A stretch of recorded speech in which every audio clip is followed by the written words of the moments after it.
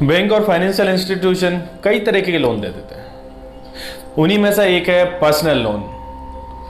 Loan दो प्रकार के होते हैं, एक सिक्योर लोन और एक unsecure loan. Generally secure loan में गारंटी दी जाती है। सो आइए जानते हैं कि पर्सनल लोन क्या है। तो नमस्कार दोस्तों, स्वागत है आपका मार्केट मिस्ट्री चैनल पे। ये पर्सनल लोन क्या है? पर्सनल लोन, आज बात करते हैं पर्सनल लोन के बारे में। ये होता क्या है, पर्सनल लोन लेते कैसे हैं?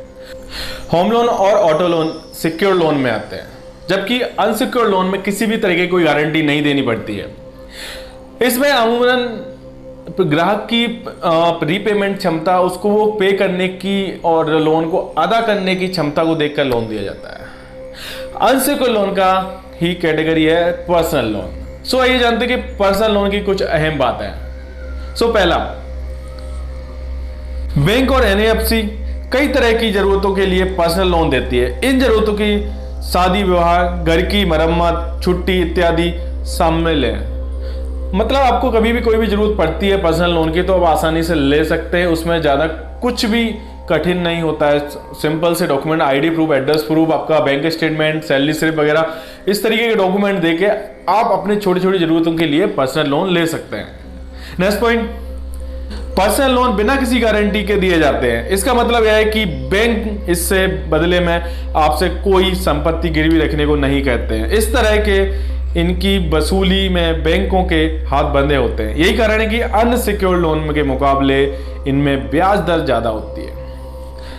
जनरली क्या होता है कि सिक्योर लोन में ना कोई भी चीज गिरवी रखनी पड़ती है। जैसे मैंने लास्ट वीडियो मॉर्गेज लोन बताया था आपको। इनमें सब में कुछ ना कुछ आपको गिरवी रखना पड़ता है, तो बैंक सिक्योर हो जाता है उन सब चीजों के लिए। ब्याज दर, उसमें रेट ऑफ इंटरेस्ट थोड़ा कम हो जाता है। लेकिन अनसिक्योर में हम जनरली कुछ भी चीज गिरवी नहीं रखते हैं, तो इसकी वजह से ब्याज दर और रेट ऑफ इंटरेस्ट थोड़ा ज्यादा रहता है। नेक्स्ट पॉइंट, पर्सनल लोन देने में बैंकों ने काफी कड़े मापदंड रखे हैं। इनमें से ग्राहक की इनकम, क्रेडिट व एम्प्लॉयमेंट हिस्ट्री और लोन चुकाने की क्षमता को देखा जाता है। इन तमाम पहलुओं की समीक्षा के बाद ही लोन अप्रूव किया जाता है। जैसा कि मैंने लास्ट वीडियो में भी बताया था आपको, एक सिविल स्कोर क्या होता है। अगर आपने हमारा वीडियो नहीं देखा अभी तक तो एक बार जरूर देख लीजिएगा। सिविल स्कोर, जो यहाँ पे मैं क्रेडिट की बात करूं, बैंक जनरली आपका अगर क्रेडिट हिस्ट्री चेक करती है, आपका एम्प्लॉयमेंट हिस्ट्री चेक करती है आपका, और आपके बैंक स्टेटमेंट और आपकी सैलरी, इनको सबको देख के ही आपको लोन देती है। मतलब आप लोन चुका सकते हैं, नहीं चुका सकते हैं, ये सारी चीजें देखने के बाद ही बैंक को लगता है कि हाँ आप लोन दे सकते हैं, तभी ये बैंक आपको लोन देती है। नेक्स्ट पॉइंट, ब्याज के अलावा ग्राहकों को लोन प्रोसेसिंग फीस और इंश्योरेंस प्रीमियम का भी भुगतान करना पड़ता है।